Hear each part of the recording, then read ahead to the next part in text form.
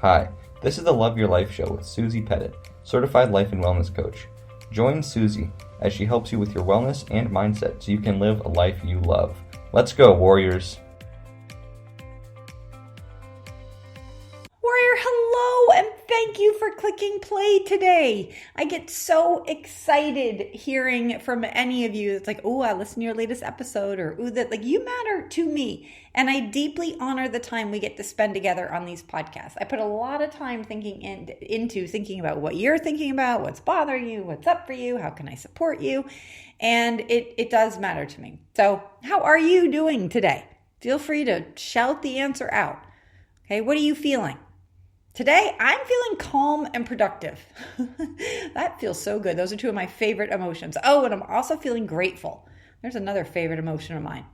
Does it mean that I always feel these favorable emotions? Oh, heck no. But for right here, right now, I'll take this. It's currently Monday afternoon, and I've had a really pleasant weekend with very few responsibilities, which I am realizing as I age that is very much what I like, having very little on the calendar that I'm responsible for. I go really hard during the week, and having a weekend where I don't check email for work or I don't do social posts for work, and I limit the things I sign up for. I've gotten like super ninja skilled at saying yes to the things that really light me up and saying no to the things that drain me.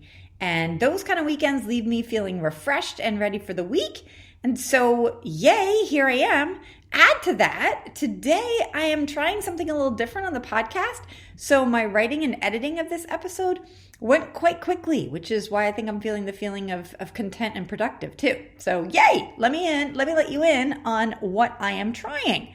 Today I'm doing something a little different on the podcast. Is I'm going to be talking about things I hear you warriors complain about: brain fog, distraction, lack of focus, all within the framework of a recent book that has been lighting up the internet and that I have read. Okay, the book is called ADHD 2.0, and the subtitle is New Science and Essential Strategies for Thriving with Distraction from Childhood to Adulthood. Okay, I don't know if you've heard of this book or not, but a lot of the circles that I hang out in, they've been talking about it. So I got it from the library and I've been digging in. And I've really enjoyed reading this book for two main reasons, which is why I felt that it was important to bring it to you in a podcast today. One of which is that the 5 areas for us to look at in order to have less of this brain fog distraction so that we feel more focused and less of that, like, am I going crazy feeling? I have 5 reasons that'll help us do that and that come from the book that will help us whether we have ADHD or not. And second is, I don't know if you know this about me, but over the years, I have very much thought I have some form of ADD, like one of the 7. I've been in and out of doctors, and most of the doctors are like, no, you don't have them. One of the doctors actually gave me medicine once, and like I've been like, yeah, doctors, I really think I do. And this book was evidence to reinforce that I actually don't think I have ADD or ADHD, which is helpful and at the same time frustrating because, my goodness, do I resonate with those ADD posts on Instagram and feeling distracted and out of control. And so that's what I'm here for today. Okay, because ADD is one of those things that they can diagnose if they do a brain scan at Amen Clinics, which is something I'll put a link for in the show notes. It's something I have on my when I win the lottery list that I want to go to do. So they look at the brain and they can see exactly, what's going on. Otherwise, you just go in an office and it's, they aren't studying the organ that they're diagnosing. So it really, like, if you've been diagnosed, I'm not trying to discount diagnoses or not. It's more that no matter what we have, what kind of distraction we have, there are things that we can do. So no matter whether you've been diagnosed with ADD or ADHD, or you're like me and you've left your, occasional set of keys in the freezer, or you're totally on top of things, but you're interested in healthy brain aging and health, and that's why you clicked, this episode is for you. Okay, I've pulled 5 things out of the book that are helpful for us warriors to practice, no matter which of those categories I just spoke about, no matter which one we fit in. Okay, they are important for good brain health and aging, which is something I like to do that I like to bring to the show, because your brain health and aging in a healthy, well manner is important to me. So none of these ways are new. I'm sure you've heard of all, like, the importance of all these things before. It's more the question of, but like, are you doing them? Okay. So my job is very much to get people to do the things that help them live the lives they love. Okay. It really can be quite simple. And yet we aren't doing them. And so my job is to figure out why, like what's putting the brakes on. Sometimes we can know something is good or bad, but until we hear that one more piece of information, it doesn't motivate us into action. So today, my hope is in hearing that's one more time that these 5 things will help you, and actually will help increase your brain health, healthy brain aging, and also support you in feeling less distracted and less brain fog, that maybe you'll start practicing them. So while they will help with our brain health and all of that, they also help in the other areas that you've already heard about. But let's go in. The first thing I'm going to talk about, and I'm going to encourage you to double down and practice, is balance. And by balance, I mean physical balance.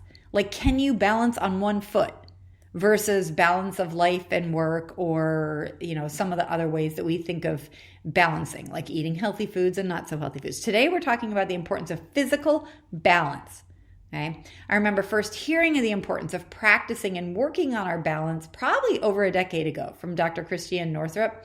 She's a master with women and health, and she spoke of it as something to do to support healthy aging. Okay, this book, this ADHD book, reinforces balance's importance and speaks of the benefit of balance with regard to our brain health and our focus. Great, bring it. Okay, apparently when we're balancing, it fires certain areas in our brain that help us keep more focused. So if we have ADHD, it helps us strengthen that muscle. If we're just feeling the general brain fog of perimenopause, it helps us there too. So there is no right or wrong balance routine you need to do. I rather use this podcast as a launching point to think of, hey, how can I bring balance into my day? Okay, one of my master skills is keeping things simple in order to get people started. So lean on me here, and I'll share my example of 2 ways I bring balance into my day.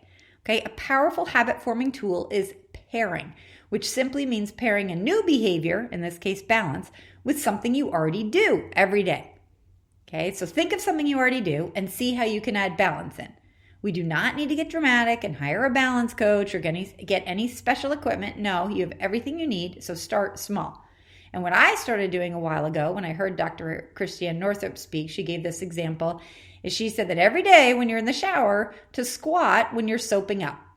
Okay, so to just squat down. Apparently that's what we used to do. That's how a lot of people keep a lot of flexibility in their hips and all that. So now, every morning when I'm taking my shower, and I'm just going to say this is not TMI, I hope, but I crouch down when I'm putting in the conditioner and rubbing it through my hair. Okay, so this crouching and stooping is good for our flexibility and our hip flexors and our inner and outer thigh muscles for sure. You'll also notice it helps with balance. In the time it takes to pump the conditioner out of the bottle and put it in your hair and rub it through your hair and all that movement that's taken with your hands when you're rubbing it in and all that, can you stay balanced? Okay, this is what I'm talking about. Simple. Simple. It doesn't take any more time. Instead of standing, put the conditioner in, crouch. Okay, so you could try that in the shower. If you don't shampoo or condition your hair every day and your brain is already coming up with excuses, just say, excuse me, brain, please stop. Maybe you could crouch when you're pumping the soap into your shower puff. Or say you don't shower daily. Can you stand on one leg when you're putting your face cream on? Okay. Another time I bring balance into my day, the second way, is I pair balance when I am chopping up my salad. I love salad, and I would say it is a rare day that I don't have a salad for lunch or dinner or both. And when I'm chopping up my salad, I try to stand on one foot. Okay, I have these super awesome salad choppers, which is a total aside that I will actually put the show notes. I put a link in the show notes because they're some of my favorite things ever. I brought them over from America, and I'm planning on buying like 3 more pairs when I go back. But when I'm chopping it up, I stand on one foot. Okay, so the question for you is, where can you work balance into your day? What can you pair balance with to make it a part of your day? On to number 2, and I'm calling it just one thing.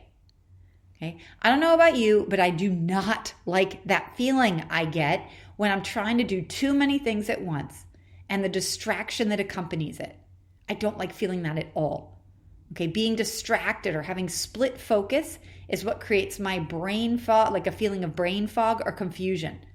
And this sort of, wondering if I'm losing my mind. Like, why is that cabinet open and what's up with this book in my hand?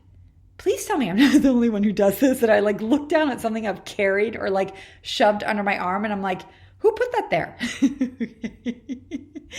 The ADHD book brings focus to this way of thinking, the way of thinking that happens when different neurons fire together and connect when we're doing one thing, the magic of it. Okay, they call it task positive network, or TPN for short. Okay, they speak of the importance of strengthening this part of the brain that focuses on one thing and one thing only. In strengthening this task positive network, we're increasing growth and strength in that area of the brain, which makes it easier for us to focus on a particular task and less distractible when we're doing something we want to do. Okay? This distracted focus or thinking is why many of us think we have ADHD and why many of us feel so unstable and crazy. So we're like, oh my God, do I have early dementia? Okay, the good news is that we're not crazy, that is. Rather, our lives are a whole lot faster these days than they've ever been. Okay, add to that the devices in most of our pockets. I heard Dr. Amen speak of these as weapons of mass distraction. These phones of ours and tablets and TVs and computers, they actually have incredibly intelligent people and now AI learning how to distract us and pull us off of our intended task. Okay, bringing focus to this TPN, this task positive network, through the practice of doing just one thing, strengthens a part of our brain so that we're not distracted as much.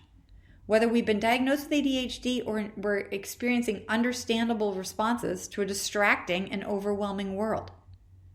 The thing to focus on here is how often are you doing just one thing versus how often are you doing many things?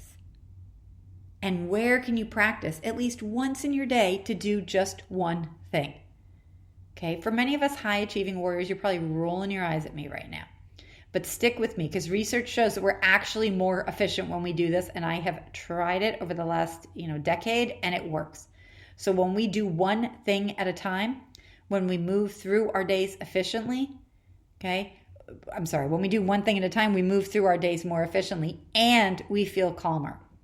So when you're answering an email, this happens to me often. And in my email, I want to recommend a book to a client. And so I get on Amazon to get the link for the book. And then while I'm on Amazon, I'm like, oh, I'll just add this thing to my cart. And then I'm adding the thing. And I'm like, oh, I'll send this to my son and ask if and it's like, nah, stop.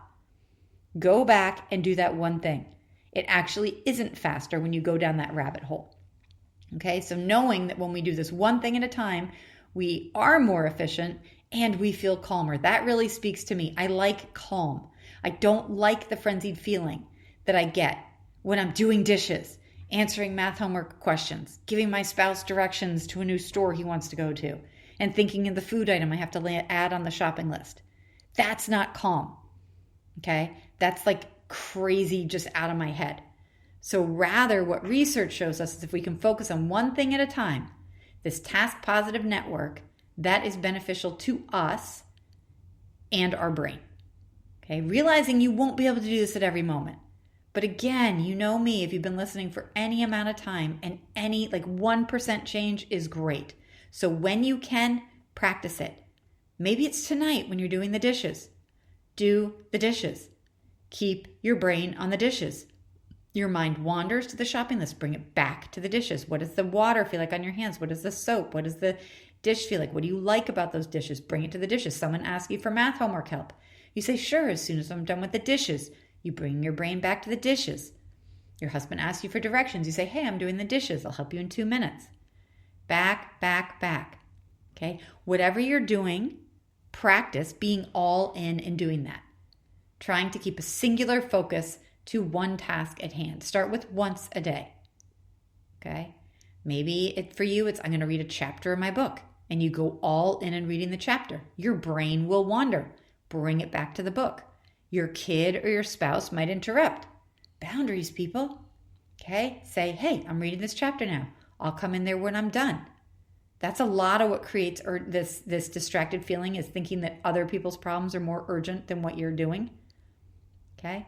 This, my coaching addresses that, but this book shows us how keeping that singular task focus lights up connected neurons, improving our brain's health and focus. Okay? It speaks to the growth that happens when you choose to deliberately do one thing, you're intent on it, and you become unaware of much beyond the task at hand. Okay? Look for opportunities in your day when you can practice this, or maybe where you already have it. Okay, where you're sort of unaware of anything else that's going on. Maybe you have it when you're like scrolling Instagram. That's not ideally when we want it. But look for opportunities, like the next time you're walking your dog, walk your dog. Try to be all in on walking your dog. Leave the earbuds at home and practice paying attention to the task at hand, the dog, the walking of your dog. Okay, look at how excited the dog is. Look at how friends, when your mind wanders, bring it back. Saying Susie is walking the dog. Or if you don't have a dog like me, just say Susie is walking. Okay, look for opportunities where you can strengthen this muscle, where you can be unaware of much beyond the task at hand. Okay, ask yourself, is there anything that you get totally immersed in? Okay, a new book, a puzzle, a Sudoku. Maybe you're learning a new skill like crocheting, and you're totally into crocheting. Your brain is totally on that, and the other things can be on in the background, like a dog barking or a siren driving by, but you're focusing on that task. Yes! This practice is here for us to build that muscle. Okay? You can lean on me here too. One of the times during the day that I always practice doing just this is when I'm brushing my teeth. Okay? My toothbrush is electric and it goes automatically for 2 minutes. Like it shuts off after 2 minutes. So when that toothbrush is zinging for its 2 minutes, I bring my focus to the brushing of my teeth. I think of each tooth. And then when my brain wanders, I bring it back to my tooth. Okay? I keep bringing it back. That's 2 minutes of brain push-ups. Where can you practice? Okay, if this sounds like meditation to you, I'm busted. This is actually why I started meditating many years ago. All the things I'm talking about are mindfulness, and meditation is under the umbrella of that. And meditation is definitely, the way I teach meditating is this same skill, and truly the reason why I commit to meditating daily.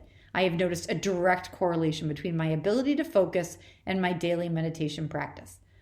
Okay, even though I can't see the muscle building in my brain, I notice a big difference, warrior. So if you're at all interested in that, DM me, and I'll put a link in the show notes, smbwell.com/248, for an episode on meditating. That'll sort of go into it. For a quick start, if you just want an easy way to pour health on your brain, just set a timer for 1 minute each day. Lie down and focus on your breath coming into your nose and out of your mouth. Your mind is going to wander, even in that short minute. And every time it wanders and you notice it wandering, you bring it back to the task at hand, the one thing you're doing, the focusing on the breath. Bring it in through the nose and out of the mouth. Okay, so where in your life can you practice this one thing practice? All right, let me know. On to number 3, which I found very interesting as it's one of my wellness pillars, though I never associated it with brain health. And it is connection. Okay, relationships and connection. The importance of connecting to other humans is apparently not only very good for our wellness, but also for our brain's health, with ADHD or without. This book refers to it as vitamin C, for vitamin connection. Okay? They say it is very important. One of the reasons they say with ADHD is that it's very important for us to not feel shame about anything our brain is doing and to not feel so alone. Okay? Left alone, us humans can talk us into believing that our experience is unique and we're the only ones feeling the way we feel. Okay? And that sort of feeling of shame and almost embarrassment. Shame loves secrecy. We don't make lasting change from shame. So find some connection and realize you're not alone. Okay, whether it's your, brain focus or ADHD or, anything. Say you're irritated by your kids. Let me just tell you, you're not the only one who's irritated by your kid.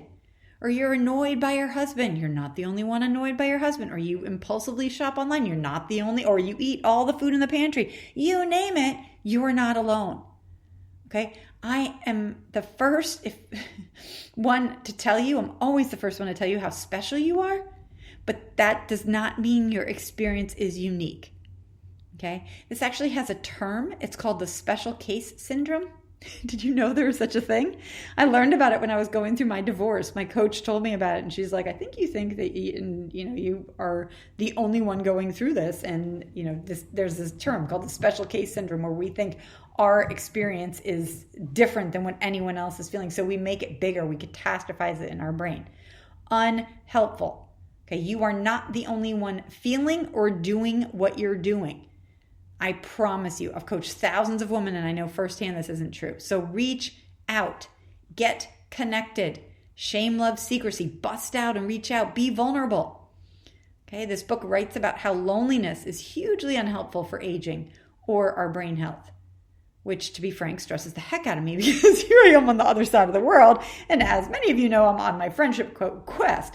But as a coach, I also know that focusing on what I don't have is more unhelpful. So, dear warriors, focus on what you do have and what you can do. I'll link the 2 super popular episodes on friendships in the show notes. In the meantime, think of the connection opportunities you do have in your house and work on those. Okay, quality over quantity. Is there anyone else in the house with you? Eat a meal with them each day without the phones.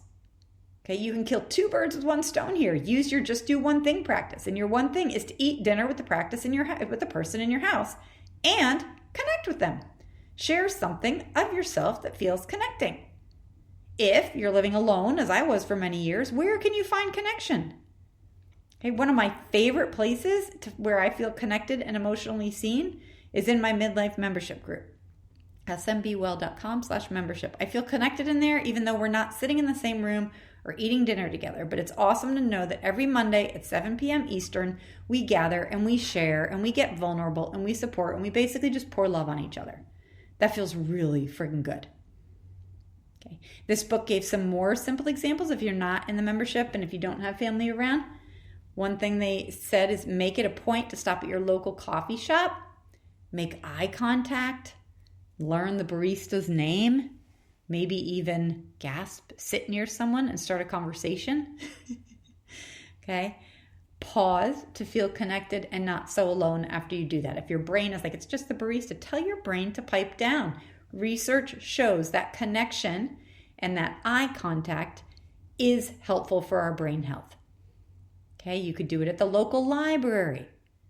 If you're a parent, one of my favorite things to do with regards to connection when my kids still lived with me was once a month get out with each kid individually for a breakfast or a lunch or, whatever they will get out with you for, like a donut treat, who knows? Okay, just get out. All right, when my budget was tight, I would do it with one kid. Like I didn't do all 3 kids in the same month. I did one kid one month, another kid the next month. Now that my kids aren't with me anymore, but I have some kids living locally, I still do this and it's one of the bright spots of my day. Of my month. Okay. This book also says pets count. Snuggle your pet. Okay. The point here is to not let your brain talk you out of feeling connected if you're feeling connected. So bring your attention to asking yourself, how can you bring connection into your everyday life? How can you feel more connected today, warriors? Okay. And with all the things I do and practice, I want to remind you to focus on what you have, not what you don't have. Focus on the bright, not the dark. Okay, so if your brain is going to the negative and saying things like, it's not possible for me, we don't do family dinners because the schedule's so crazy, or I don't go out for coffee, or whatever excuses it's coming up with, I invite you to turn the volume down on the negativity dial. It's unnecessary, thank you, brain. And turn the volume up on the opportunity dial. Okay, where do you have opportunity to add connection into your life? Okay, the 4th thing will be short, as this is not the first time you've heard this. Drum roll. Guess what's good for brain health and aging? Exercise. Exercise is all around awesome. And here's another reason why. When we exercise daily, and they are specific with the daily part, we increase blood flow to the brain, which decreases distractibility and increases focus. Say what? Are you using this free miracle drug? Please find a way to move your body every day, preferably in a way that's enjoyable for you. Okay, if you're doing nothing, start small. 5 minutes is better than no minutes. Go out for a walk is one of my favorite ways of exercise. It's really like the most underrated form of exercise. It's free, gentle on our joints. It continually comes up in research. It says if you do 20 minutes of walking as if you're late, that's like one of the top 3 things we can do to reduce dementia. Doesn't matter. Start moving your body. How can you move your body today? Okay, choose to move your body every day. Let me know. Last but not least, very Susie approved thank you book is having a goal. Okay, they call it Find Your Right Difficult, which in my language is choose a focus and take messy action to work towards it. Okay, I have said before, I believe we should always have a goal or an intention, something that we're working towards. It does not have to be big. It doesn't matter. It's just that as human beings, we're either growing or shrinking. Okay, so if you're working on getting rid of clutter, that counts. If you're working on, programming a 3D printer, that works. Starting a business, whatever you're doing. Okay, as humans, our brain's strongest muscle, the motivational triad, works against the growth part. I don't know why we're designed this way. Maybe it's to give us something fun to do while we're here on Earth. But please know that as humans, our natural tendency is to avoid discomfort, conserve energy, and seek pleasure. This is why many of us are distracted in the first place. Okay, what's low energy, comfortable, and pleasurable? Our friggin' phones. Okay, easy as. Sitting still, watching show after show. Easy. Okay? And maybe it's a God whoopsie, but that tendency of our brain conflicts directly with overall life satisfaction and happiness. I'll put an episode in the show notes for that. Our brain doesn't care if it's healthy. Our brain cares if we're alive. And so for today, this final and 5th thing we can do to improve our brain health, longevity, and reduce brain fog is to have something that we're working towards. Maybe we're learning to crochet. Maybe we're designing a garden.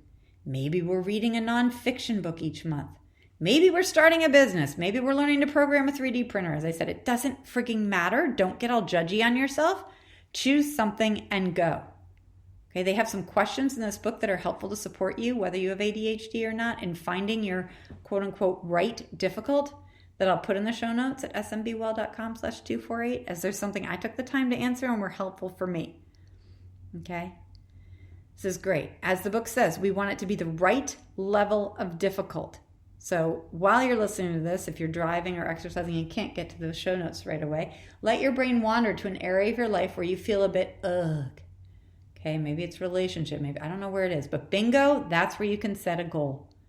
Okay, and we want it to be not too hard. It's so that like we don't want to have to procrastinate and put it off and then feel bad about ourselves. That's not the Love Your Life show material. So go to the show notes, figure out your next right thing, and let me know. That's a wrap, warriors. I will put a link to this book in the show notes, as I am grateful they inspired me to dive into brain health today. I want you to know that I support you. Brain fog, brain distraction, ADD, ADHD, any and all of it. Okay, I am here to support you. I do not believe there is any broken human. I believe we are all humans, and my job is to help you learn how to be yourself. It's a life coach, how to best be yourself in life. I love making things simple and empowering warriors into action. So this is no different. These are 5 things that will help you retrain your brain for focus and set you up for long-term brain health. Just one last little thing, in that I really feel this is our time in history to get a hold on this. Okay, many of us were born at a time where there weren't even computers, let alone these amazing phones that are now way more powerful than the box computers we first saw in our house. I do believe it's our time to be leaders, to be the Homo sapiens sapiens that we are. We have the ability to think about what we're thinking about, so let's use it.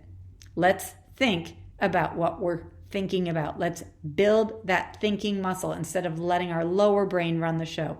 This is our time. This is our opportunity. Warriors are friggin' strong. Okay, the steps are simple. Balance, just one thing, connection, exercise, goal. These are not massive. Make them super small. Choose 1, choose 2, choose 5. It doesn't matter, but the time is now to bring your focus back. To not let your brain lead like we are non-thinking mammals. Okay, choose to think thoughts that lead you forward into a land of health and vitality. I'm on this path with you, warriors. I love you and support you. Let's go.